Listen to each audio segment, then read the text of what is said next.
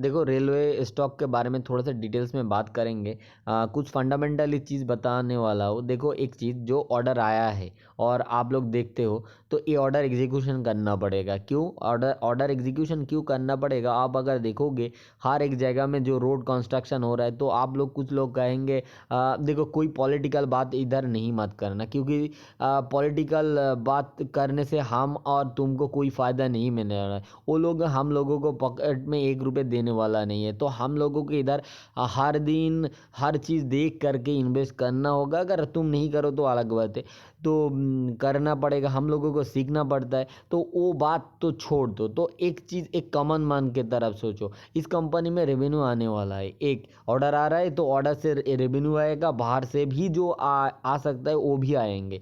तो दो पॉजिटिव चीज़ जो डिफेंस में हो रहा है, वो क्यों डिफेंस ऊपर जा रहा है, वही चीज़, वो ये लोगों ने ऑर्डर मिल रहा है, अब बाहर जा कर के यूएस के साथ काम करना शुरू किया, तो वो भी रेवेन्यू इधर आएगा। तो ये बाहर जो अगर वर्ल्ड में अगर हम लोगों का जो भी कंपनी हो वो टाई अप कर सका, तो अच्छी ना वो मार्केट कैपिटलाइजेशन और बढ़ेगा, तो लोगों को और इन्वेस्ट करना होगा।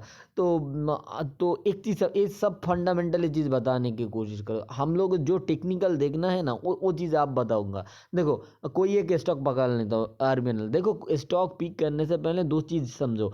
आपको एसएल कितना है ये लीक कर लेना, ये करना पड़ेगा। आपको 1-2 एसएल जा सकता है।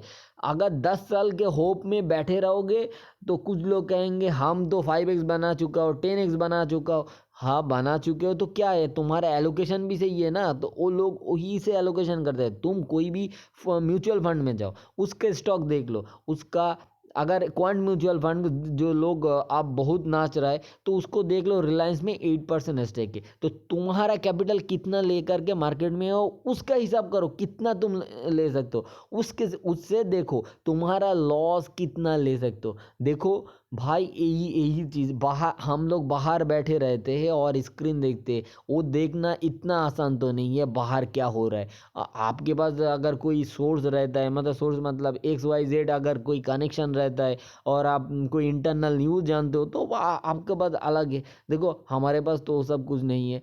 तो मैं टेक्निकल फॉलो करता हूँ 70% और 30% फंडामेंटल चीज़ दिखाता हूँ। तो अब चलो, जो मैं देखता हूँ, देखो, ये जब रैली शुरू हुआ, मतलब मैं 20 EMA को बिलीव करता हूँ। तो इससे पॉइंट ऑफ व्यू से देखो, अगर जब भी ये एक अच्छा खासा चार्ट पैटर्न हो करके ऊपर गया, उसके बाद इस टाइम में मार्केट नहीं चल रहा था, तुमको भी पता है।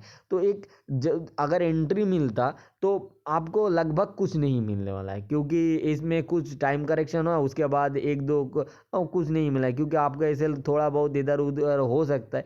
तो इस पॉइंट ऑफ व्यू से और इस पॉइंट ऑफ व्यू से एक ही बात हुआ, मतलब कुछ नहीं मिला। जब इस पॉइंट ऑफ व्यू से अगर देखो, जब भी ये स्टॉक एक छोटा सा रेंज ब्रेक किया, मतलब इस पॉइंट ऑफ व्यू से अगर कोई स्विंग लगा के प्ले करता है, देखो, ट्रेडिंग होप से चलता है। अगर ट्रेडिंग मतलब आप स्विंग ट्रेडिंग करो, नहीं भाई, इन्वेस्टर को बात नहीं करने वाला, क्योंकि इन्वेस्टर मैं देख चुका हूँ, कुछ लोगों को जनरेट होता है और कुछ लोग बर्बाद भी होता है। आप विजय केडिया सर भी देखो, बहुत सारा कंपनी बर्बाद करी है, वो हर एक वीडियो में बोला है, आपको एक एक चीज़ कह चुका है। तो आपको अगर ऐसे पिक करना हो, वो तो डीप रिसर्च करता है। तुम डीप रिसर्च कर सकते हो, अगर कर सकते हो तो अच्छी बात है। तो हम लोगों को वो नहीं, मैं जो फॉलो करता हूँ वही तुमको फिर से बता रहा हूँ। तो इस पॉइंट ऑफ व्यू से अगर देखोगे, कोई एक ऐसे इधर लगा लेता, तो जब भी वीकली कोई क्लोजिंग नहीं आया, तो इस पॉइंट ऑफ व्यू से क्लोजिंग आया था, तुम ऐसे लगा सकते थे और पीछे जा कर के भी लगा सकते। तो तुम लगभग इस पॉइंट ऑफ व्यू से कोई एक थोड़ा सा एसएल गया, अगर टाइम एसएल लगा दो बार और कुछ नहीं।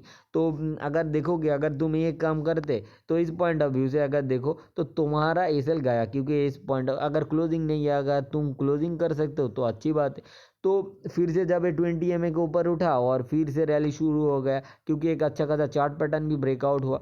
तो इस पॉइंट ऑफ व्यू से देखोगे, वही काम हुआ, मतलब एक चार्ट पैटर्न ब्रेकआउट हुआ और थोड़ा सा, और ये लास्ट जो रैली आया, तो एक तरीका होता है देखने का, आप कौन से ईएमए प्ले करते हो, वो एक तरीका होता है। तो और एक चीज़ देखो, और कुछ लोग ऐसे भी करता है, मतलब क्या, जो जो रन हुआ है उसके बाद क्या क्या करेक्शन आ सकता है। देखो, इस पॉइंट ऑफ व्यू से अगर देखोगे, इस पॉइंट ऑफ व्यू से इस पॉइंट कितना 28%, तो इस पॉइंट देख लो, तो इधर कितना परसेंट, 28%।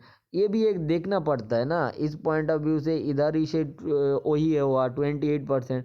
आप इस पॉइंट ऑफ व्यू से देखोगे तो लगभग 33%, मतलब इसमें थोड़ा सा करेक्शन हुआ है। तो हम लोग छोटा सा इसे लगा कि हर एक स्टॉक प्ले कर सकते हैं, क्या क्या पॉइंट हो सकता है।